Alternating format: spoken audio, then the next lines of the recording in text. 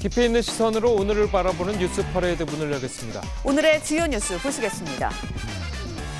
튀르키예와 시리아를 강타한 강진 사망자가 3,600명을 넘어 계속 증가하고 있습니다. 7.8 규모의 강진에 이어 여진까지 잇따르면서 각종 피해가 기하급수적으로 늘고 있습니다. 쌍방울 김성태 전 회장의 해외 도피를 도운 수행비서 박모 씨가 오늘 오전 인천공항을 통해 입국합니다. 박 씨는 곧바로 수원지검으로 이송되는데 김성태 전 회장 관련 수사에 속도가 붙을 전망입니다. 대통령실과 갈등을 빚은 후 공개 일정을 취소한 안철수 의원이 오늘부터 일정을 재개합니다. 안철수 캠프 선대위원장인 김영우 전 의원을 스튜디오에 초대해 안 의원 측의 입장을 직접 들어보겠습니다. 지하철 무임 승차 연령을 기존의 65살에서 70살로 올리는 안을 놓고 공방이 뜨겁습니다. 70살로 상향 조정하면 당장 1,500억 원을 절감할 수 있다고 하는데 시대상에 맞는 노인 연령의 기준은 무엇인지 짚어봅니다. 저희는 잠시 뒤 돌아오겠습니다.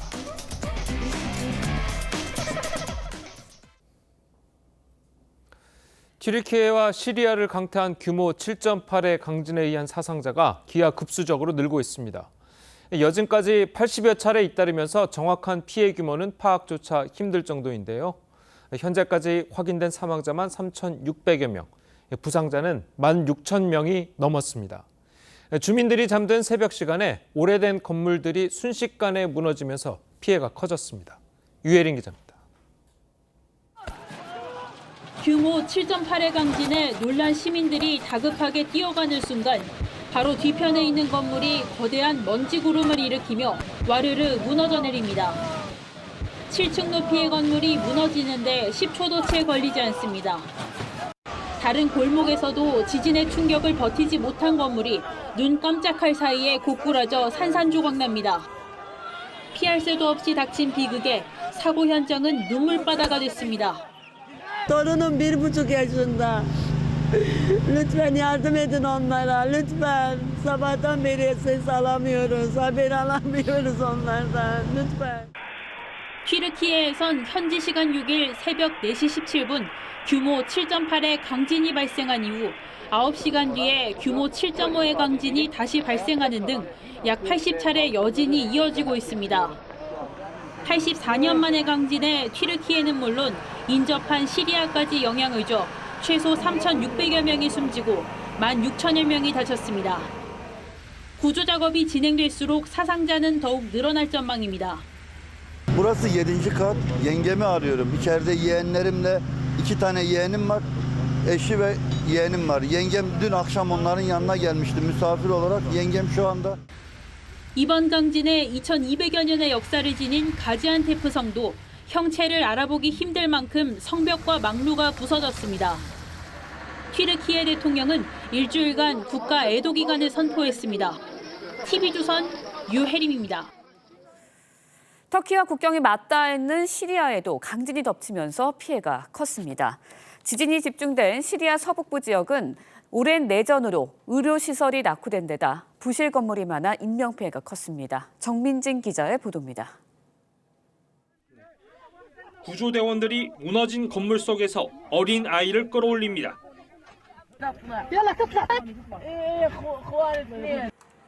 중장비로 건물 잔해들을 걷어내고 생존자를 수색합니다.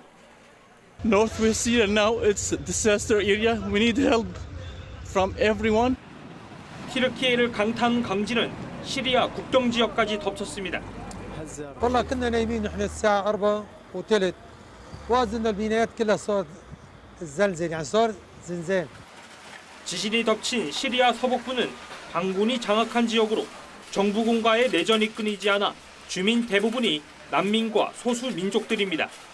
시리아 정부와 반군에 따르면 이곳에서 최소 1,000여 명이 목숨을 잃고 2,300여 명이 다쳤습니다. 오랜 내전으로 의료시설이 낙후된 데다 부실 건물이 많아 인명피해는 더 컸습니다. 시리아 반군은 난민들이 살던 임시 건물은 대부분 사용할 수 없는 상황이라고 전했습니다. TV조선 정민진입니다. 윤 대통령과 저는 축구로 치면은 손흥민과 해리케인의 관계거든요. 사실 그 승리의 조합입니다.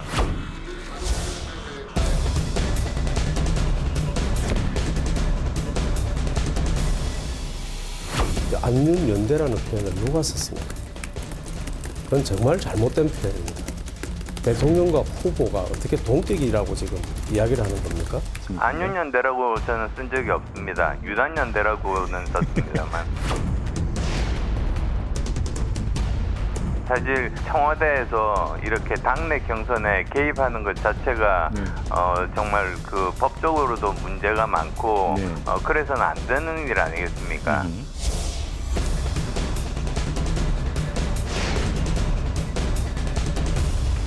떨어진 이유는 저는 윤핵관에서 찾습니다. 네. 윤핵관에서 너무 좀 심하고 무리하게 사람들을 쳐내고 일부 후보들이 대통령실의 참모들을 간신배로 모는 것은 정말 굉장히 부당한 이야기입니다. 대통령께서 간신인지 아닌지 구분도 못하고 국정을 운영하고 계시겠습니까?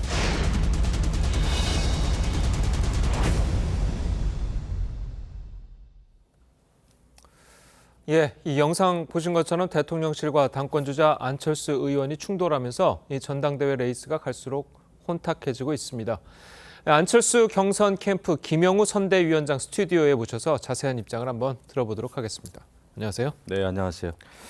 자, 이게 영상을 보셨지만 어제 오전에 갑자기 이제 안철수 의원이 일정을 이제 돌연 취소를 하고 어제 하루는 이제 공개 일정을 안 했단 말이에요. 물론 뭐 오늘부터는 다시 일정을 시작을 하지만 어제 안철수 의원을 만나 보셨습니까? 어떻습니까? 어떤 상황이 어땠습니까? 어제는? 네, 그저께 밤에 이제 회의를 했고요. 예. 어제는 이제 만나지 않고 유선상으로 계속 이제 통화를 했는데 예. 지금 우리 국민의힘 전당대회가 너무 과열됐어요. 예. 뭐 대통령실에 또 입장 표명까지 있었고 이런 상황에서는 전반적으로 전체적인 상황을 좀 점검하는 게 좋겠다. 우리가 이번 전대 끝나고 정치를 안 하는 게 아니지 않습니까? 예. 그런데 지금 집권 여당 전당대회 그 후보들이 보이는 모습이 그건 뭐 우리도 마찬가지죠. 너무 진흙탕 싸움을 하고 있다.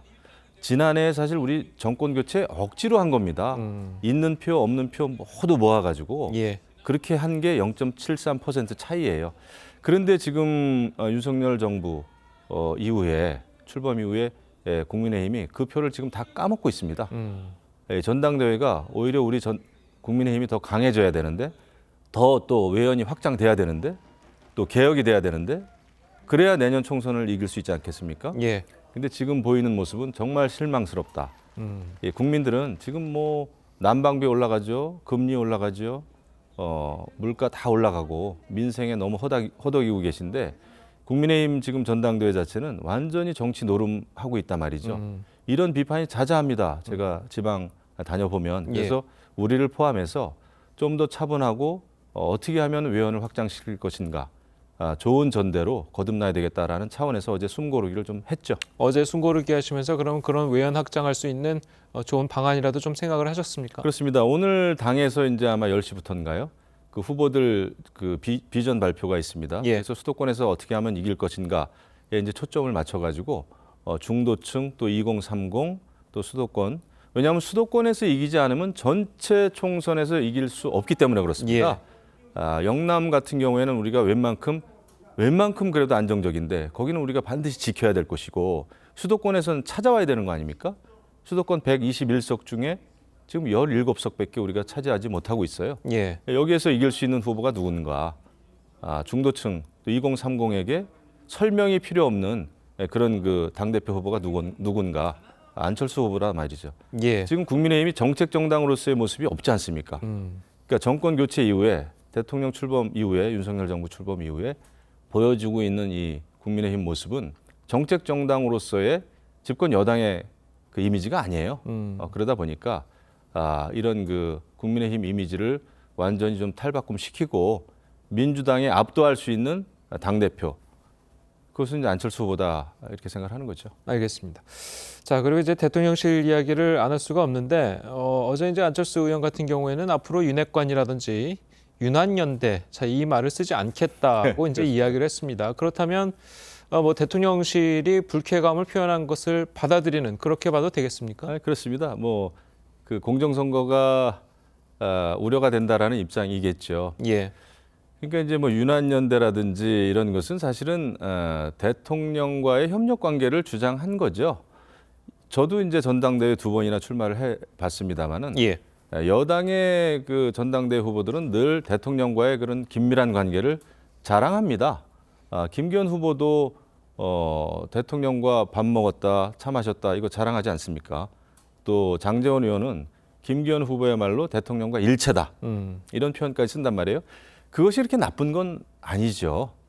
그런데 이제 대통령과의 연대라는 표현이 좀 거슬렸다면은 그거는 우리가 이제 안 쓰기로 했고 예. 윤핵관이라는 단어도 이제 사실은 뭐 아마 이준석 전 대표가 처음 사용을 했을 거예요. 근데 지금 워낙 이게 인구에 회자되고 언론에서도 다 윤핵관이라고 그래가지고 예. 좀 그렇습니다. 어쨌거나 이 말도 우리가 가급적 안 쓰겠다. 그러다 보니까 참 말하기도 어려워요. 우리가 그래서 글쎄요. 그럼 어떤 표현을 써야 될지 모르겠는데. 예. 뭐라 그럴까요? 뭐 대통령 호위무사 의원들이죠. 어떻게 보면 내용적으로 말이죠.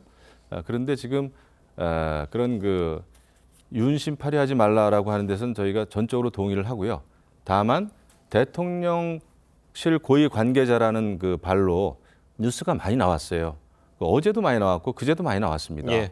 대통령 정무실장이 비대위원장을 만나고 난 다음에도 나왔어요. 그 지난번에 이제 단일화 과정에 대한 얘기도 대통령실 고위 관계자별로 계속 나오고 있습니다. 그래서 이런 것은 잘못됐다라는 것은 저는 분명히 지적하지 않을 수가 없습니다. 예. 당에서 일어나고 있는 전당대회 후보 간의 지금 경쟁이란 말이죠. 그런데 대통령실 고위 관계자라는 이름으로 윤심은 안철수는 아니다. 이런 얘기가 나와서 되겠습니까? 그래서 잘못된 것은 잘못됐다라고 얘기를 할 수 있어야죠. 그게 정당이고 그게 정치죠. 그럼 지금 말씀하신 것처럼 대통령실에서 윤심은 안철수가 아니다라는 게 잘못됐다고 보십니까? 그러니까 대통령이 안철수 의원에게 마음이 아예 없다는 것은 잘못된 이야기다 이렇게 보시는 건가요? 대통령이 어떤 마음을 가지고 있는 거는 대통령의 자유십니다. 그건 모든 사람이 그렇지 않습니까? 하지만은 대통령실 고위 관계자라고 하는 사람이 윤심은 안철수 후보가 아니다라고 하는 것은 집권 여당에게는 엄청난 큰 그 역풍이 불 수 있는 그 대통령이라고 하는 것은 사실 속마음이 있어도 역대 중립을 지켜오는 것이 관례고 필요하죠. 예. 그렇지 않으면 그 여당의 그 전당대회가 어떻게 공정하게 치러질 수 있겠습니까? 그래서 우리가 지적하는 것은 그겁니다. 윤심 자체의 속 내용보다는 겉으로 드러나는 그 어떤 그 호위무사들의 행태 말이죠. 처음에 윤심을 누가 시작을 했죠? 저희가 시작하지 않았습니다. 김장연대라고 하는 그런 걸 통해 가지고 대통령과 가까운 장제원 의원과 김기현 그 후보 간의 김장연대. 김장을 맛있게 만든다고 이야기했던 것은 김기현 후보입니다. 근데 김장연대라고 하는 것도 말은 안 되잖아요. 그 연대도 저는 말이 안 된다고 봅니다. 후보 간의 연대도 아니고 그냥 국회의원과의 연대가 가능하겠습니까? 근데 그 연대 왜 들고 나왔죠? 사실은 너무 지지율 뜨지 않고 있는 김기현 의원을 좀 띄우기 위해서 김장연대가 된 거죠. 그것은 장제원 의원도 인정을 하고 있죠. 그런 차원에서 이제 우리가 과거를 이야기할 시간이 없습니다. 지금 경제난, 그다음에 미래를 얘기해도 시간이 정말 부족한 마당에 계속 과거 들추기하고 저는 좀 그런 말씀을 드리지 않을 수가 없어요. 지난 야당 시절의 정치인 안철수, 이 안철수 후보는 사실 지난 5년 동안 문재인 정부 때 민주당과 문재인 정권에 맞서서 엄청나게 치열하게 싸운 정치인이었습니다. 예. 그리고 나서 우리가 대선 이기기 위해서 정말 정권 교체하기 위해서 단일화한 겁니다. 절체절명의 시간이었어요. 절체절명의 숙제였죠. 예. 그래서 단일화했는데 지금 와가지고 단일화가 잘못됐다는 등 이런 그 말이 나온단 말이죠. 그 단일화 되돌릴 수 있습니까? 되돌릴 겁니까? 그나마 그런 단일화라고 하는 것을 통해서 우리가 정권 교체를 이뤄냈습니다. 또 인수위원장까지 맡은 정치인이에요. 그렇다고 하면은 단일화 자체는 저는 일종의 그 확장, 우리 국민의 힘으로 봤을 때는 확장의 이벤트였다 생각을 합니다. 그 덕분에 어쨌거나 정권 교체를 했어요. 내년 총선도 마찬가지입니다. 우리 당이 더 크고 유연해야 총선에 이길 수 있겠죠. 그런 역할을 안철수 후보는 계속 당대표가 돼서 하겠다는 겁니다. 그거에 대해서 비판을 하는 것은 우리가 우리 당의 확장성을 포기하는 것이고 총선을 포기하는 것이다. 그래서 저는 지금 너무 과열됐습니다마는 이제 우리가 우리 스스로를 좀 되돌아보고 어떻게 하면은 수도권 승리를 통해서 전체 총선에서 민주당이 압승할 것인가. 그거를 생각해야 되죠. 이것은 윤석열 대통령만을 위한 것도 아니고 우리 당을 위한 것만도 아닙니다. 국민들을 위한 거죠. 알겠습니다. 총선에서 승리하면은 윤석열 정부 식물 정부 되는 거 아닙니까? 누가 봐도 뻔한 거 아닙니까? 알겠습니다.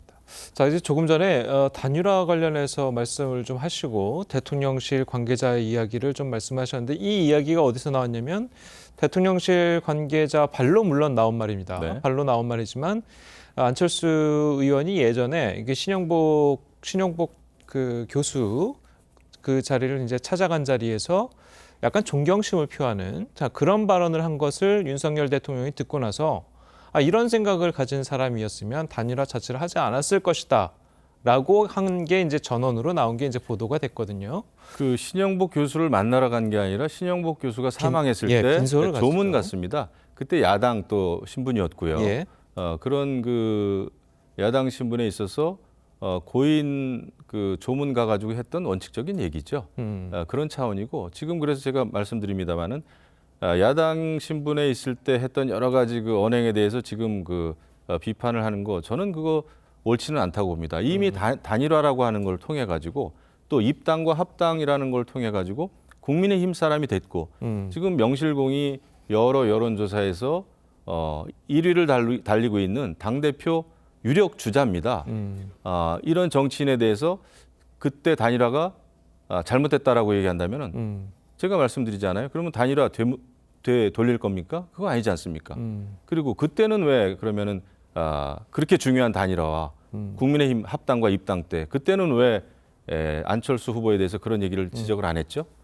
그래서 저는 과거를 이렇게 논할 만큼 한가하지가 않다 생각을 합니다.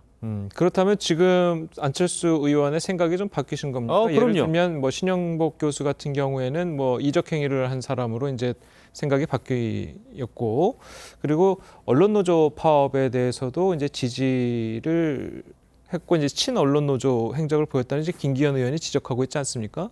자, 그것도 지금과는 예전과는 지금 상황이 달라진 겁니까? 많이 다르죠. 신영복 교수에 대한 생각도 마찬가지고요. 제가 많이 그 얘기를 했고 이 부분에 대해서 제가 또 국방위원장 하지 않았습니까? 국회에서 제가 만약에 사상적으로 정말 그 완전 좌편향인 신영복 교수에 대해서 우리 후보가 거기에 대해서 그 사상에 대해서 조금이라도 정말 조금이라도 좁쌀만큼이라도 동조한다면은 제가 선대위원장 맞지 않습니다. 하지만 제가 만나고 토론하고 이해하는 안철수 후보는 자유민주주의 뼛속까지 자유민주주의 잡니다. 벤처기업을 했고요. 그런 상황에서 제가 볼 때는 야당에 몸담았을 때 이러저러한 행적에 대해서 비판하는 것은 다분히 꼬투리 잡기다. 그리고 지금 만약에 안철수 후보가 지지율이 뭐 4% 5% 된다면은 이런 얘기 나오지도 않았을 겁니다. 근데 워낙 1위를 달리고 있고 안철수 바람이 불었어요.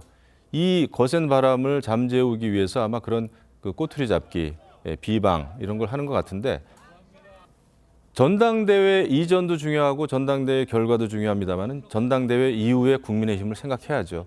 이렇게 분열돼 가지고는요 총선을 치를 수가 없습니다. 이렇게 분열돼 가지고는 어느 누가 당대표가 되더라도 그 상처가 얼마나 깊겠습니까? 과거에 제가 초선 때도 마찬가지고 친박 친이 갈등 때문에 결국 당이 무너진 겁니다. 저도 계파 정치 다 해봤잖아요. 근데 지금 그 비슷한 양상으로 가고 있단 말이죠. 이거는 안 될 일이다 말이죠. 그래서 요즘에 과거에 예를 들면 친이계 좌장이라고 할 수 있는 이재호 우리 고문과 또 이정현 친박계의 또 상징이죠. 이런 분들도 정말 저를 만나고 안철수 후보 만나면은 우리 이렇게 가면 안 된단 말이죠. 굉장히 지금 걱정들을 하셔요. 지금 모르겠습니다. 여의도에 있으니까 우리 많은 정치인들이 잘 모를 수는 있겠지만은 지역구에 가보십시오. 또 지역구의 강성 당원들 말고 일반 당원들 또 일반 주민들 시민들 얘기 한번 들어보세요. 국민의힘에 대해서 어떻게 지금 생각하고 있나. 정말 이미지 안 좋습니다. 전당대회는 정말 총선을 이기기 위한 이 어떤 세리머니고 축제인데 이걸 가지고 대선보다도 더 치열하게 이렇게 진흙탕을 만들어 버리면 어쩔 겁니까? 그래서 제가 정말 걱정이 많이 됩니다. 알겠습니다. 자, 나경원 전 의원 얘기를 좀 해보도록 하겠습니다. 나경원 전 의원이 언론 보도에 나온 거에 따르면 이제 초선 의원들을 좀 만난 자리에서 자기가 지지를 안 했으면 안 했지 안 의원과 함께 갈 수는 없다라고 이제 이야기를 했다고 이 언론에 나왔다가 물론 그게 아니라고 이제 정정을 하긴 했어요.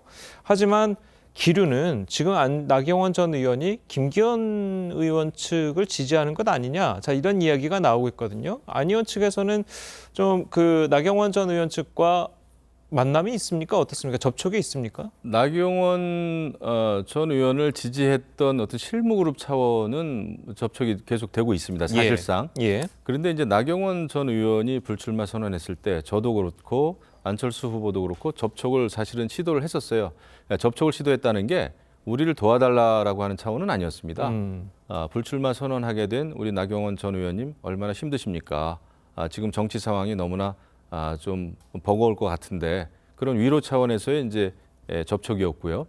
나경원 전 의원은 좀 시간이 필요합니다. 이런 얘기를 했습니다. 예. 저희는 정치를 떠나서 인간적으로 그렇게 정치적으로 이지매를 당하지 않았습니까? 초선 의원들이 48명인가요? 연판장을 돌리고 그런 것은 저도 정말 처음 보는 일이거든요. 그런 상황에서 바로 그냥 또 그 이튿날부터 김기현 후보 측에서 지지 호소를 하는 거는 글쎄요. 저는 얼만큼 진정성이 있을까. 진정성은 제가 판단할 문제는 아닙니다. 솔직히 말씀드리면. 그럼에도 불구하고 조금 이해하기는 어려웠습니다. 어제 초선 의원님들도 연판장 돌린 거 잘못됐다라고 하는 거 아닙니까? 국회의원이라고 하는 자리는 굉장히 무거운 자리입니다. 예. 연판장에 사인한다고 하는 것은요. 굉장히 정치 개혁을 위해서 역사적인 어떤 큰 사건에 있어서 자기 자신의 정말 소중한 이름을 적는 거예요. 역사에 남습니다. 그 중요한 연판장에 사인을 하고 나서 어제는 찾아가서 도와달라고 하는 것은 정치니까 또 선거에서 한 표가 중요하니까 할 수는 있겠습니다만은 예. 그것은 찾아가기 이전에 이러이러한 연판장은 이러이러해서 좀 잘못된 것이다. 이런 차원에서 우리가 성찰을 합니다.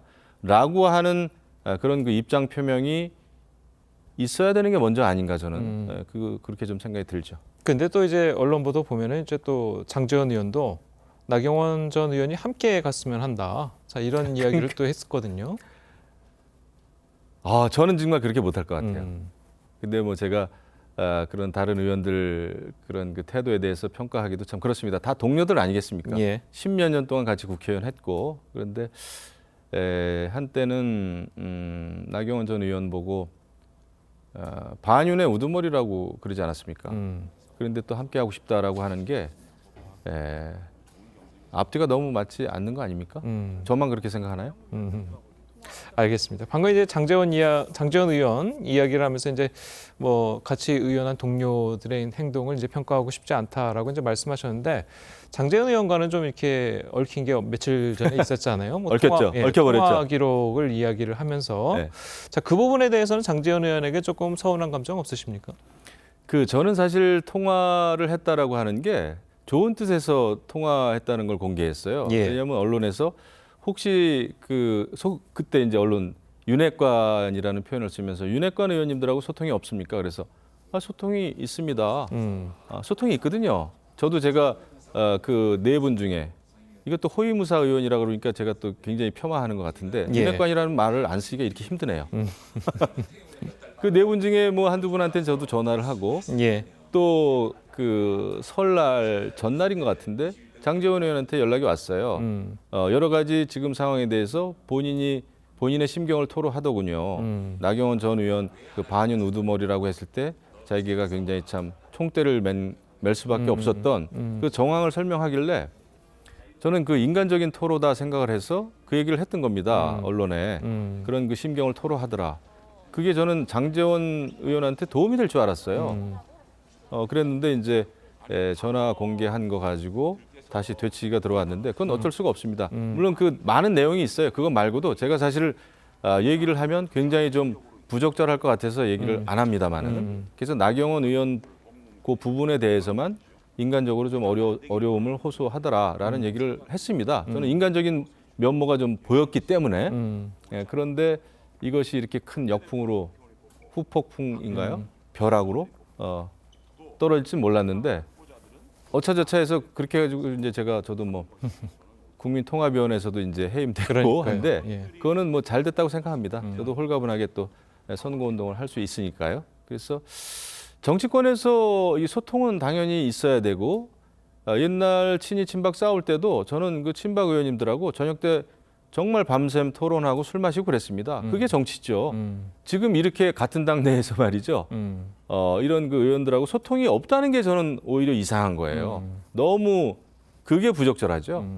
조금 전에 이제 공개하면 부적절할 거라는 내용도 많았다고 하셨는데 뭐 조금이라도 공개하실 생각 없으십니까? 그거는 뭐 대통령 뭐 얘기도 막 하고 그래가지고 저는 예. 그런 얘기는 안 해야 된다고 봅니다. 알겠습니다. 자, 끝으로 지금 이준석 전 대표가 이제 언론에 나와서 이제 어느 정도 안철수 의원에 대해서 지지를 하는 듯한 그런 발언도 이제 많이 하고 있고, 자, 지금 현재 상황으로는 그 일종의 비윤계라고 해야 될까요? 그런 사람, 그런 의원들, 그런 전 의원들, 그런 정치인들이 안철수 의원을 좀 지지하는 듯한 그런 모양새를 보이고 있습니다. 자, 그래서 지금 이준석 전 대표와 가까운 천하람 순천갑 당협위원장 지금 출마를 했잖아요. 그분과 어떻게 좀 뭐 연대를 한다던가 그럴 생각은 있으십니까? 말씀드리기 전에 친윤계 의원님들도 많이 안철수 후보 지지합니다. 예. 우리도 친윤계예요. 예. 친윤계가 아닐 수가 없죠. 그렇죠. 연대라는 말은 이제 쓰면 안 된다 그래서 못 쓸 뿐이지 대통령과의 협력 관계 좋고요. 예. 그다음에 친윤계 의원님들도 뭐 사실 지금 115명 의원들 다 친윤계라고 할 수 있죠. 그렇죠. 원칙적으로. 예. 예. 근데 이제 강성 호위무사 같은 그 몇몇 의원들이 사실은 문제인데 그 이준석 전 대표가 이제 천하람 후보를 밀고 있죠. 예. 근데 이제 이준석 대표가 민다는 게 중요한 게 아니고 천하람 천하람 후보 그 개인과는 뭐 저희가 다 좋은 관계고 저도 그렇고 그 또 일정 정도 맞는 얘기 할 때가 있습니다. 그리고 더더군다나 대구 출신임에도 불구하고 호남에서 지금 그 당협위원장 하고 있으면서 어려운 지역에서 애쓰고 있는 아주 전도가 유망한 그런 청년 정치인입니다. 그리고 이제 전대에 나와줬기 때문에 그나마 이 전대가 좀 더 활력을 갖게 되지 않았나 저희는 좋게 생각합니다. 저희 표를 어느 정도 갈 수도 있죠. 그거는 우리가 감수해야 된다고 생각을 합니다. 예. 표라는 게 다 갈리는 거니까요. 하지만은 또 결선 투표가 있으니까. 하지만 이준석 전 대표와의 연대는 우리가 생각할 수 없습니다. 알겠습니다. 그러면 조금 전에 이제 말씀하신 대로 결선 투표는 이제 김기현 후보, 안철수 후보, 김기현 후보가 올라갈 가능성이 크지 않습니까? 그렇다면 천하람 후보가 안철수 후보를 지지할 걸로 예상을 하십니까? 그거는 모르죠. 아직은 뭐 모릅니다만은 여러 가지 지금 그 흔히 밖에서 봤을 때 워낙 그 호위무사 의원들에 대한 그 반감이 사실 크거든요. 예. 그분들이 열심히 활동하는 거는 우리가 다 인정을 합니다만은 결국 밖으로 보여지는 이미지는 그렇게 썩 좋지는 않습니다. 그런 면에서는 천하람 후보를 지지하는 그 젊은 층들 특히 저희를 지지할 가능성은 상당히 있다. 물론 천하람 후보도 안철수 후보에 대한 비판을 합니다. 저희는 그거 수용하고요. 그런 그 상호 간의 비판은 받아들여야 되는 거예요. 그게 근거 없는 비방이 아닌 이상. 그래서 아마 좀 공정한 경쟁, 괜찮은 경쟁을 할 수 있을 것 같고요. 뭐 지지하는 분들 저희를 지지해 주시면은 정말 감사하죠. 예. 알겠습니다. 자, 지금까지 안철수 경선 캠프의 김영우 선대위원장과 말씀 나눠봤습니다. 자, 오늘 말씀 감사합니다. 예, 감사합니다.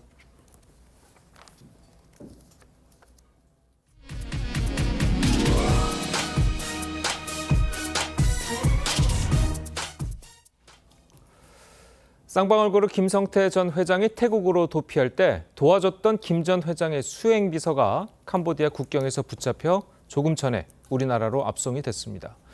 체포 당시 김 전 회장이 사용하던 휴대전화도 여러 대 가지고 있던 것으로 알려져서 김 전 회장 관련 수사에 속도가 붙을 것으로 기대가 되고 있습니다. 성민혁 기자입니다. 김성태 전 쌍방울 회장의 수행비서 박모 씨가 오늘 오전 한국으로 송환됐습니다. 박 씨는 지난해 5월 김 전 회장과 함께 출국한 뒤 김 전 회장의 운전기사를 하며 도피 생활을 도운 것으로 알려집니다.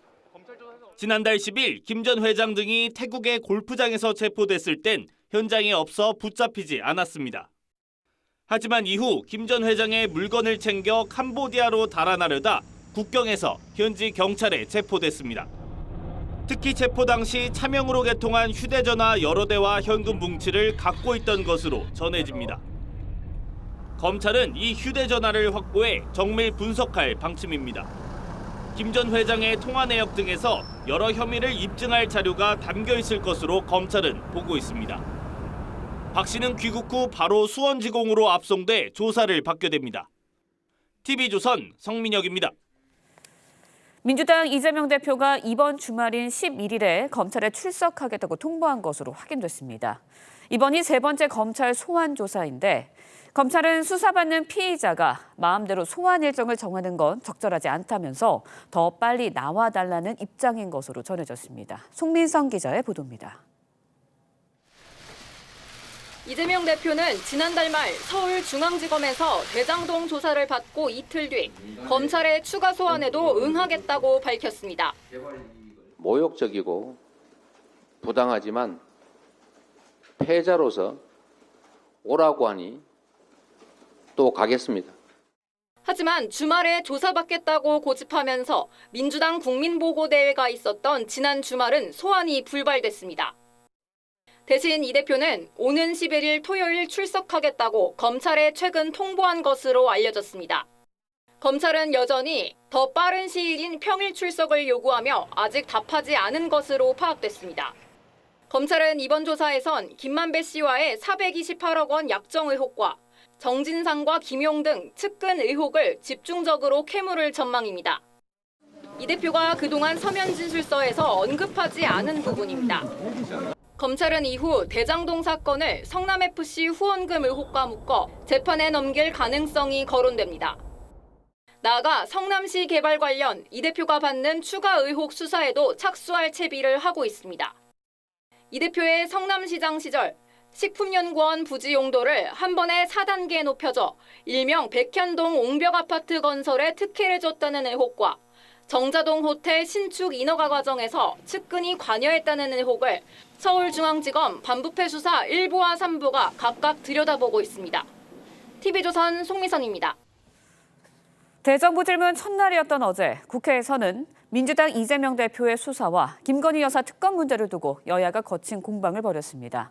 오늘은 경제 분야 대정부 질문을 이어갈 예정인데 난방비 급등 등 민생 분야에서의 설전이 예상됩니다. 김태훈 기자의 보도입니다.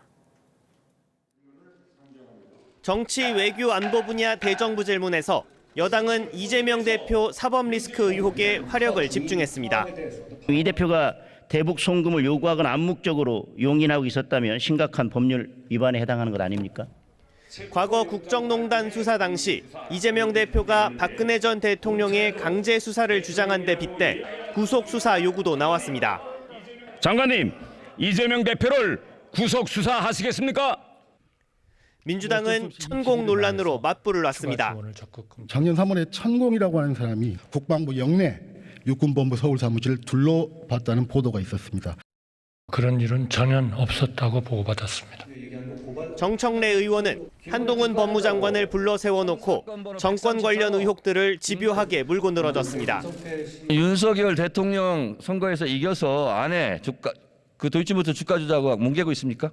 지난 정부의 수사팀에서 증거자료 잡았던 걸 낸 겁니다. 그게 그렇게 중요한 증거라면 지난 정부 당시에 소환을 했겠죠. 정 의원은 한 장관을 비꼬기도 했습니다. 장관은 참기름, 들기름 안 먹고 아주까리 기름 먹어요? 그게 무슨 소리입니까? 아주까리 기름.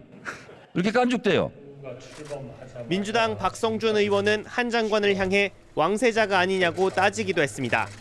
4시간 가까이 이어진 질문에서 정책 질의는 거의 나오지 않았는데 21대 국회에 민낯을 보여줬다는 지적도 나옵니다. TV조선 김태훈입니다. 예, 전해드린 대로 이재명 대표는 오는 11일 토요일이죠. 이 검찰에 출석하겠다고 통보한 것으로 알려졌습니다. 예, 관련 내용 노동일 경희대 교수 그리고 김상일 정치평론가와 함께 짚어보도록 하겠습니다. 안녕하세요. 안녕하십니까. 자, 이 피의자가 검찰에 며칠 날 나가겠습니다. 자, 이렇게 통보를 하는 게 흔한 일입니까? 어떻습니까? 흔하지 않은 게 아니라 그런 얘기는 없죠. 물론 이제 처음 검찰이 이제 소환을 하면 일정이 맞지 않을 경우도 있지 않겠습니까? 예. 급한 일이 뭐 있다든가 할 때, 그 당연히 검찰과 협의해서 소환 날짜를 다시 정할 수는 있는 거죠, 당연히. 그런데 자기 마음대로 일방적으로 언제 나가겠다 통보를 하고, 더더구나 휴일에, 토요일에 이렇게 나가겠다고 얘기하는 경우는 있을 수 없죠. 뭐 거대 야당 대표 아니면 이렇게 하겠습니까? 뭐 이런 걸 보면 지금 이제 이재명 대표와 민주당에서는 일부에서는 뭐 이게 검찰 독재라고 얘기하는데, 어떻게 검찰이 독재하는 그런 상황에서 이와 같이 피의자가 일방적으로 나 휴일날 나가겠다. 그리고 지난 토요일은 또 안 나간 거 아니겠습니까? 이렇게 할 수가 있겠습니까? 그 참 보기 드문 광경이고 아마도 검찰 독재라는 말은 어불성설이라는 걸 스스로 증명하는 것 같습니다. 예, 알겠습니다. 그래도 이제 뭐 검찰 입장에서는 이재명 대표한테 좀 더 빨리 좀 나왔으면 좋겠다라고 이야기를 하는데, 이재명 대표는 뭐 평일날 나갈 생각은 없는 거죠? 그런 것 같습니다. 이제 뭐 이재명 대표 입장에서는 이제 공인이니까 본인도 국민을 위해서 일을 한다라는 차원에서 뭐 주말에 나가겠다 이렇게 얘기를 한 건데요. 예. 근데 어쨌든 뭐 4일하고 5일은 뭐 어쨌든 개인의 사정에 의해서 못 나간 거 아니겠습니까? 그렇기 때문에 검찰 입장에서는 지체가 됐으니 좀 빨리 나와 달라 이렇게 요청을 하는 것 같고요. 이렇게 생각해 보면 좋을 것 같아요. 국민을 위해서는 이 어쨌든 수사가 빨리 마무리되는 게 저는 좋다고 생각해요. 그래야 여든 야든 협의도 하고 민생에 집중할 수 있잖아요. 그래서 이재명 대표도 모르겠습니다.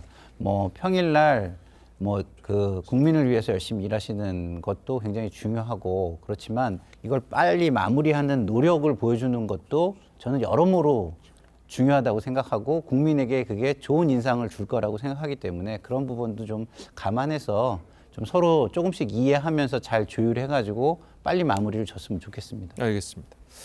자, 다음 이야기 좀 해보도록 하죠. 어제 국회 대정부 질문에서는 이재명 대표 사법 리스크 겨냥한 공방이 벌어졌습니다. 직접 들어보시겠습니다. 저는 이재명 대표가 들으세요. 박근혜 전 대통령 탄핵 시 한 발언대로 체포영장 발부해 강제 수사해야 한다고 봅니다. 장관님, 이재명 대표를 구속 수사하시겠습니까? 대한민국은 법치주의 국가고요. 법에 따라서 검찰이 공정하게 수사할 거라고 생각합니다. 앞서 태영호 의원이 택도 없는 소리를 많이 했는데요. 우리나라에 온 지가 꽤 오래됐는데 아직도 부적응자 같습니다. 쌍방울은 원래 소리가 요란합니다. 이재명 대표 아무 관계가 없습니다. 지금 윤석열 정부가 가장 매달리고 있는 것은 이 정치 검찰을 앞세워서 전 정부, 야당을 정치 보복하고 탄압하는 것. 이것이 가장 최우선의 과제인 것 같습니다. 최근에는 하나 더 생긴 것 같습니다. 집권 여당의 당대표를 누구를 시킬 건가, 이게. 이재명 대표는 검찰의 정당한 소환 조사 요구에 대선에서 패배했기 때문에 그 대가를 치르는 것이라고 말합니다. 검찰 수사받는 사람이 어떻게 방어 차원에서 여러 가지 레토릭을 하는 것은 늘 왔던 일이라고 생각합니다. 법과 원칙에 따라서 엄정하게 수사해 주시길 부탁드리겠습니다. 당연히 그렇게 할 겁니다. 자, 물론 예상대로 여야가 이재명 대표의 수사에 대해서 한동훈 장관을 가운데 놓고 좀 이야기들이 오갔는데 어떻게 들으셨습니까? 글쎄요, 이제 뭐 법무장관을 상대로 구속 수사 하라 마라 이렇게 얘기할 수는 없는 거고요. 그렇죠. 예, 뭐 검찰이 수사를 잘 할 것이라고 이렇게 얘기하는 것처럼 그럴 것이라고 보고요. 아마도 이제 뭐 검찰이 구속영장을 청구할 것이라는 가능성은 많이 생각하는 것 같아요. 그래서 뭐 성남 FC 사건에서 제3자 뇌물죄 150억이 넘고, 그다음에 또 대장동 사건에서 400억도 지금 뇌물로 보고 있다는 거 아니겠습니까? 예. 거기다 쌍방울 대북송금 사건도 지금 여러 가지 뭐 뇌물죄 또는 제3자 뇌물죄로 볼 수 있다는 얘기가 나오고 있으니까 지금까지 수사 관행에 따르면 아마도 구속영장 청구가 유력한 것으로 보입니다. 예. 범죄 중대성이라는 차원에서. 저는 이 사건뿐만 아니라 어떤 사건이든 개인적으로는 불구속 수사, 불구속 재판이 원칙이라고 생각을 하거든요. 그래서 재판에서 결과 이제 뭐 어떤 실형이 나오면 법정 구속하는 게 원칙이라고 생각합니다. 그런데 지금 그 이제 관행처럼 이제 뭐 그걸 구속영장을 청구한다면 구속영장 청구 사유가 도망할 염려가 있거나 아니면 증거를 없앨 염려가 있거나 두 가지 아니겠습니까? 근데 설마 야당 대표가 도망할 우려가 있다고 보기는 어렵고, 근데 증거인멸 우려가 있다고 만약 판단한다면 지금 이재명 대표는 모든 혐의를 부인하고 있지 않습니까? 근데 그런 것들이 이제 증거인멸 우려가 있다고 생각을 할 수 있는 부분인데, 검찰이 그 부분에서 구속영장을 청구한다면 확실한 어떤 물증, 증거 이런 것들을 제시해야 되겠죠. 예, 알겠습니다. 자, 다음으로 조국 전 장관 관련 소식을 한번 짚어보도록 하겠습니다. 조국 전 장관의 1심 판결 후에 딸 조민 씨가 한 유튜브 방송에 출연해서 직접 심경을 밝혀서 주목을 끌고 있습니다. 어떤 이야기를 했는지 직접 들어보시겠습니다. 저는 떳떳합니다. 부끄럽지 않게 살았고요. 근데 과연 본인들은 스스로에게 아니면 그들의 가족들에게 똑같은 잣대를 적용하는지 그거는 묻고 싶습니다. 동료나 선배들이 본인의 의사로서의 실력에 대해서도 얘기를 할 거 아니에요? 자질이 충분하다고 들었습니다. 의사가 30이 안 되면 40에라도 되면 되는 거다. 만약 그런 일이 생긴다면 저에게는 너무 부당하다고 생각하지만 의사가 계속 되고 싶다면 다시 하면 되죠. SNS에 와서 댓글로 괴롭히는 사람들도 있을 텐데. 네, 오셔도 됩니다. 그냥 많은 의견 주세요. 예, 그동안 이제 조국 전 장관의 딸, 자, 이렇게 정도만 돼 있고 이제 언론에 이제 공개가 되지 않지 않았었습니까? 자, 그런데 이제 조국 전 장관의 1심 판결 후에 2년이 이제 판결이 됐죠. 2년 징역이. 판결 후에 이렇게 조민 씨가 얼굴을 공개적으로 드러내고 활동을 시작하는 거는 어떤 의미가 있다고 보십니까? 글쎄요. 저도 그게 궁금해가지고 곰곰이 생각을 해봤어요. 예.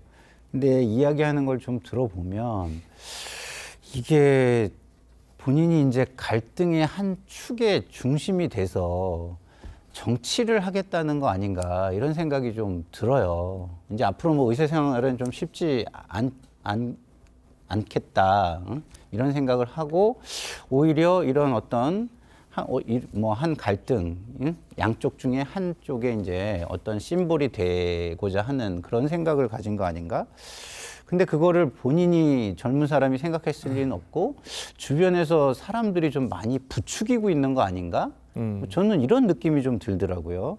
발언이 굉장히 강해요. 그리고 뭐 저 젊은 분이 사실은 이 우리의 지금 어쨌든 제도라는 게 있는데 그 제도를 깡그리 무시하는 듯한 발언을 지금 한단 말이에요. 제도에 의해서 어떤 부모들의 어떤 범죄 사실이 입증이 되고 있고 뭐 그런 건데 그거는 싹 무시하고 우리는 떳떳하다라고 이렇게 주장하는 모습을 보면서 이게 누군가 주변에서 부추겨서 정치를 할 마음이 생기고 있는 거 아닌가 이런 생각이 좀 듭니다. 알겠습니다. 자, 방금 좀 지적을 하셨듯이 조민 씨가 한 이야기가 떳떳하다, 부끄럽지 않게 살았고 과연 그들이 자신의 가족에게도 똑같은 잣대를 들이대는지 궁금하다.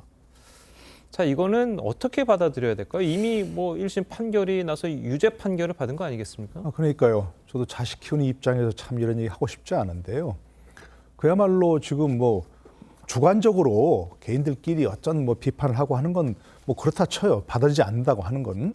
지금 말씀하신 대한민국 사법부에서 그 정경심 씨 본인의 어머니에 대한 판결은 이미 대법원 판결까지 확정이 됐죠. 아버지에 대한 판결은 1심 판결이니까 인정하지 않는다 뭐라고 하더라도 그 정경심 씨 판결에서 부산대 의전원 입시에 제출한 7가지 스펙이 모두 가짜거나 허위다라고 확정이 된 거거든요. 근데 그것까지 전혀 아예 뭐 인정하지 않는 건 그렇다 치더라도 그런 판결이 있었느냐? 이렇게 하는 것 같아요. 그래서 저는 도저히 이해할 수 없는 그런 멘탈이라고 생각이 되고 이제 뭐 어린아이가 아니잖아요. 30이 넘은 그런 나이에서 본인들이 한 것을 가지고 그것만 가지고 과연 그것이 옳았느냐 그렇느냐 얘기하면 좋겠지만 당신들은 어떠냐 이렇게 얘기하는 것은 도저히 받아들이기 어려운 그런 생각이라고 보고 그 아버지나 어머니도 지금까지 생각하는데 아마도 그런 판결을 인정하지 않는 그런 생각을 듣고 본인도 그렇게 생각하는 것 같아요. 그러나 본인이 지금까지 판단해보면 본인이 지금까지 얘기했던 그 스펙이라든지 제출했던 것들이라든지 이런 것들이 제가 객관적으로 보더라도 납득할 수 없는 스펙들이 많은데 그에 대해서는 어떻게 생각하는지 다른 사람과 비교하지 말고 본인의 것만 가지고 한번 판단해 봤으면 좋겠다 이런 생각이 듭니다. 예, 알겠습니다. 자, 오늘 시간 관계상 두 분 말씀 여기까지만 듣겠습니다. 잘 들었습니다. 고맙습니다. 예, 현재 우리나라 노인 기준 연령은 노인복지법상 65세로 통용이 되고 있습니다. 예, 실제로도 그렇게 생각하는지 서울에 사는 만 65세 이상 시민들에게 노인으로 보는 나이 기준을 물었더니 이들이 생각하는 노인은 평균 72세가 넘었습니다. 고서정 기자입니다. 서울시는 지난해 6월부터 2달 동안 노인 실태조사를 진행했습니다. 서울에 사는 만 65세 이상 노인 3,010명이 대상이었는데 이들이 생각하는 노인 기준 연령은 평균 72.6세로 현행 노인 기준인 65세보다 7살 이상 많았습니다. 지난해 서울 지하철의 노인 무임 승차는 1억 9,600만 건에 이르는데 노인 연령 기준이 70세로 바뀌면 1년에 1,500억 원 넘게 적자가 줄어듭니다. 몇천억씩 손해를 보는데 그러면 그 지하철이 결국은 65세 노인네들 때문에 그 지하철이 멈춰야 되느냐 이거야. 그건 아니잖아요. 줬으면 다시 뺏는 그런 법은 있을 수가 없어요. 차비 아깝다고 집에만 있으면 오히려 의료보험비가 더 나갈 수가 있어요. 서울시는 정부의 손실 지원을 주장하고 기재부는 지자체가 스스로 해결할 사안이라고 맞서는 상황입니다.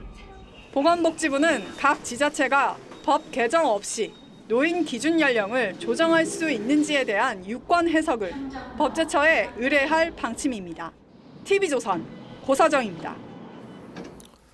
보신 것처럼 서울시가 오는 4월 지하철 요금 인상을 예고하면서 65세 이상 노인 등의 지하철 무임 승차가 논란으로 떠오르고 있습니다. 네, 관련 내용 이인철 참 좋은 경제연구소장과 함께 자세히 짚어보도록 하겠습니다. 안녕하세요. 안녕하세요.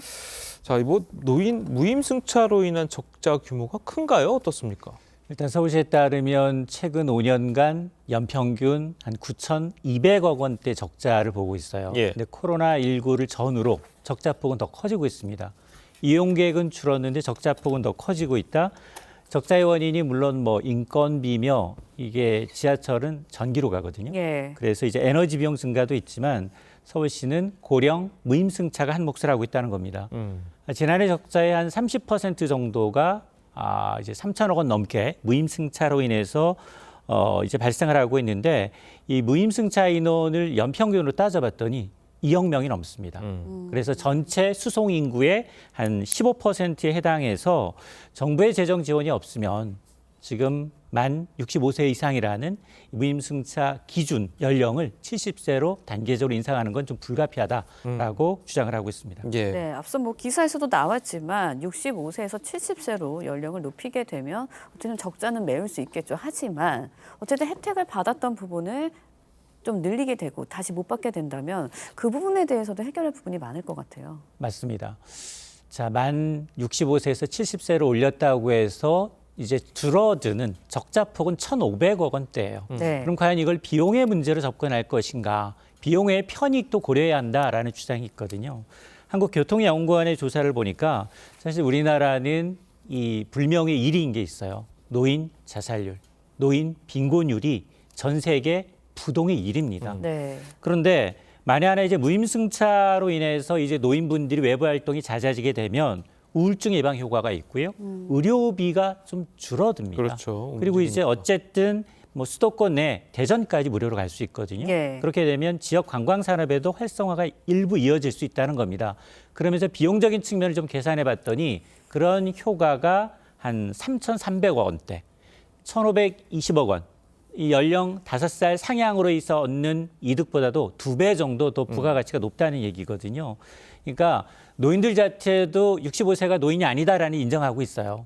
이번 조사에서도 72.6세가 네. 적정 노인이다라고 생각하고 있는 것으로 나타나서 제도는 개편하되 지속 가능한 이런 이 복지제도, 교통복지제도를 만드는 게 중요하고 무엇보다도 신구 세대 간 갈등을 조장하지 않아야 돼요. 이게 가장 예. 큽니다. 알겠습니다. 자, 그런데 지금 보면은 어떻게 보면 본인들이 노인들을 갖다가 택시를 공짜로 태워주는 것도 아니고 예를 들어서 지하철이란 말이에요. 지하철은 항상 다니는 거잖아요. 운행 시간에 맞춰서. 그렇다면 이 노인들을 위해서 지하철을 따로 투입하는 것도 아니고 그냥 다니는 지하철을 그냥 그 복지로 무임승차를 하는 건데 그걸 갖다가 적자를 과연 노인들한테만 돌릴 수가 있느냐. 자, 이런 지적도 나올 수가 있거든요. 맞습니다. 정확한 지적인데 두 가지 측면에서 봐야 돼요. 아니 지하철에 한 명 더 탔다고 해서 비용 어떻게 더 들었는지 누가 어떻게 계산할 거냐. 예. 그리고 앞서서도 야 이게 만일 없어진다고 하더라도 무임승차가 없어진다고 하더라도 3천억 원 빼도 7천억 원, 1억 원대 적자예요. 적자 원인을 들여다보면 인건비 비중이 만만치 않습니다. 비용의 절반 이상이 인건비예요. 근데 지하철 공사의 구조조정은 상당히 어렵습니다. 지난해에도 앞으로 6년 동안 지하철 공사의 인력 한 6% 정도를 단계적으로 1,500명 줄이겠습니다라고 얘기하는데도 네. 구조가 반발해서 무의로 그러니까요, 끝났거든요. 예. 그러니까 그런 점이 하나가 있고요.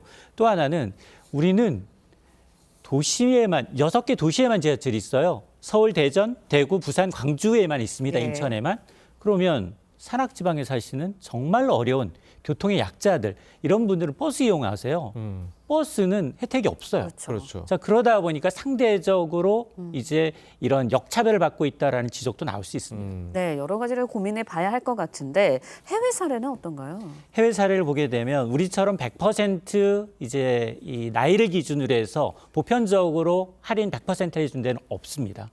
따라서 이제 좀 살아보면 이제 무임승차 연령 기준도 있지만 특히 이제 어떤 특정 할인 시간대 예를 든다면 러시아워 출퇴근 시간대는 아예 이때는 정상 요금을 받아요. 그 시간을 피해서 움직이라는 거죠. 이런 사례를 좀 보게 되면 특히 이제 이 전면 무료보다는 일부 할인하거나 나머지는 본인이 직접 내거나 할인율도 50% 내외예요. 특히 이제 프랑스나 영국의 경우에는 60세 이상이면 대중교통, 특히나 버스, 트램, 지하철까지 탑승이 가능한데 문제는 피크아웃인 이제 이 절정인 출퇴근 시간 오전 9시 30분까지는 안 되고 그 이후에만 무료로 한다든가 시간대별로 이제 무임승차 구간이 따로 있기 때문에 출퇴근 시간대는 좀 피해라라는 거고 또 이 일본의 경우는 우리처럼 보편적 복지를 하다가 기준 연령을 높였어요. 만 70세 이상으로. 그러니까 소득 수준에 따라서 할인율을 좀 차등 적용하는 것도 생각을 해야 되는데 문제는 뭐냐면 앞서서 우리가 지금 국민연금 개편 논의하고 있잖아요. 예. 그러니까요. 이런 것들이 노인 일자리 문제하고 연관이 있거든요. 네. 그러다 보니까 지금 하고 있는 이제 개편들이 나이를 올리는 것만이 문제가 아니라 정년 연장, 그렇죠. 연금 문제와 맞물려서 같이 논의가 이루어져야 한다라는 지적입니다. 예, 알겠습니다. 자, 오늘 소장님 말씀 여기까지 듣겠습니다. 잘 들었습니다. 맞습니다.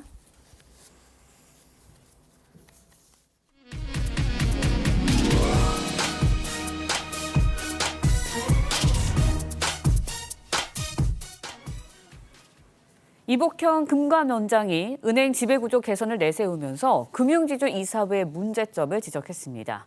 금융지주 회장의 사실상 거수기로 전락한 이사회가 본래의 책무를 다할 수 있도록 직접 나서 개선점을 찾겠다는 건데 업계에서는 개입이 지나치다는 입장이라 관치 논란은 피할 수 없을 것으로 보입니다. 정준영 기자의 보도입니다.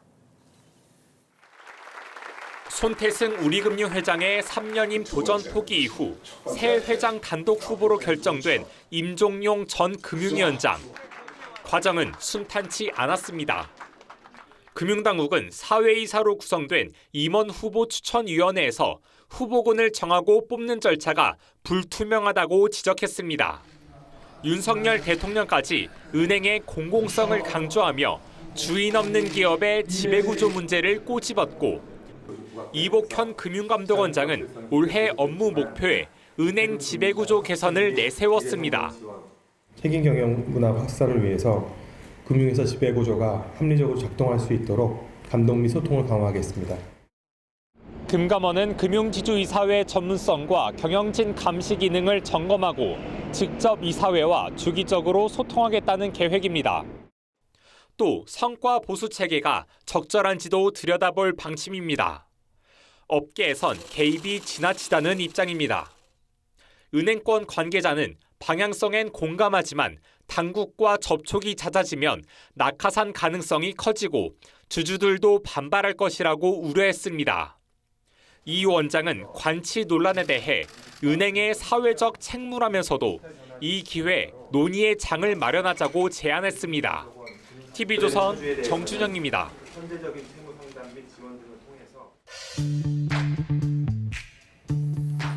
네, 렌즈에 담긴 그 순간 그 의미를 짚어보는 시간이죠. 사진 기자가 선택한 아침의 한 장입니다. 오늘은 조선일보 사진부 이태경 기자와 함께합니다. 안녕하세요. 오늘 아침에 볼 사진 어떤 건가요? 네, 오늘은 환경 공무관 채용 현장인데요. 어제 서울 용산구에서 환경 공무관 체력 시험이 있었습니다. 현장 모습 사진으로 만나보겠습니다. 모두 잠든 시간 남들보다 조금 더 먼저 하루를 시작하는 사람들이죠. 국민의 위생을 위해 거리를 청소하고 배출된 쓰레기를 처리하는 고마운 분들입니다. 고된 일이다 보니 체력 확인은 필수인데요. 서류 심사 후 합격자에 한해 체력 시험을 봅니다. 3가지 종목을 채점하는데요. 첫 번째 종목은 윗몸 일으키기입니다. 윗몸 일으키기는 1분간 실시한 횟수를 측정합니다. 상체를 일으킬 때 양손을 깍지 낀 채 양팔꿈치가 모두 무릎에 반드시 닿아야 합니다. 현장에서 만난 20대의 한 응시자는 규정이 생각보다 엄격해서 어려웠다고 소감을 전하기도 했습니다. 두 번째 종목은 모래주머니 던지기인데요. 남성은 4kg, 여성은 2kg의 모래주머니를 사용합니다. 어깨 위로 모래주머니를 들어서 남성은 9m 이상, 여성은 10m 이상을 던져야 최고점을 받습니다. 네, 사진을 보니 쉽지 않아 보이는데요. 3종목의 체력 시험을 거쳐야 한다고 했는데 마지막 종목은 어떤 건가요? 네, 마지막 한 종목은 모래주머니 메고 달리기인데요. 남성은 20kg, 여성은 10kg의 모래주머니를 메고 달립니다. 모래주머니를 어깨에 맨 상태로 출발선에 서서 출발해 20m를 달려 반환점을 돌아 도착 지점까지 들어오는 시간을 측정합니다. 네, 참가자들의 진지한 표정에서 간절함이 느껴지는데요. 모두 좋은 결과 있으시길 응원하겠습니다. 지금까지 아침의 한 장이었습니다. 네, 오늘도 깨끗한 하늘을 보기는 어렵겠습니다. 고농도 미세먼지가 기승을 부리겠는데요. 대부분 지역의 공기가 종일 탁할 것으로 보이고요. 오전에 경기 남부와 충청, 전북 지역은 미세먼지 농도가 매우 나쁨 수준까지도 채속했습니다. 호흡기 건강 잘 챙기시기 바랍니다. 먼지가 말썽을 부리는 사이 추위는 주춤하겠습니다. 한낮 기온 서울 9도, 청주 10도, 대구는 13도로 어제와 비슷하거나 조금 높겠습니다. 한편 강원 영동과 전남, 영남에는 건조특보가 발효 중인 가운데 그 밖의 지역도 대기가 건조한 상황입니다. 불씨 관리 잘해주시기 바랍니다. 늦은 오후부터 영동 지역에 비나 눈이 조금 내리겠고요. 그 밖의 지역은 구름 많다가 오후부터 점차 거치겠습니다. 먼지는 내일 늦은 오후부터 차차 해소되겠고 금요일에는 곳곳에 눈비 소식이 들어있습니다. 날씨였습니다. 화요일 아침 뉴스 퍼레이드는 여기서 마치겠습니다. 네, 저희는 내일 아침 7시 30분에 다시 찾아뵙겠습니다. 시청해주신 여러분 고맙습니다.